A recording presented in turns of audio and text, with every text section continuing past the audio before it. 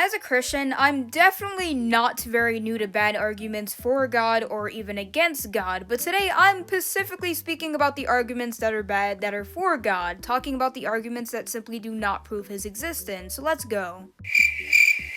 When I used to be an atheist, this was one of the worst arguments because it completely misunderstood what atheists believed in. The reality is that when you speak to an atheist, you have to be very careful what you say because it's always going to be considered circular reasoning. It makes sense for God's creation to show that he indeed exists. Your argument really wouldn't work because then we're talking about fine-tuning and they're merely just going to say that we're fine-tuned for the earth and not the other way around. You would have to get to the absolute nitty-gritty, which means the absolute start of the universe, the start of absolutely everything even before that universe, and etc., which they don't even know themselves, so pretty much it's pointless. Not necessarily that the conversation is pointless, but you're explaining something to them that is actually more faith-based than you think yourself. Next is the basis of morality, and I actually think in many aspects this can be a good thing to explain God, but I don't necessarily think the existence of God. Many different people say because of the fact that we have morality, and objective morality at that, and even a consciousness, then that means that God exists, but I sort of see it in a different light. To say that we have objective morality means that God has implanted his law within our heart, but in order to prove that he has done that, we have to prove that God does indeed exist. So instead of saying that therefore, why do we have consciousness? Why do we think the way that we do? To which I truly believe that all roads of any explanation that you will ever give an atheist, ever give a Muslim, ever give an agnostic, or even Christians is unexplainable faith.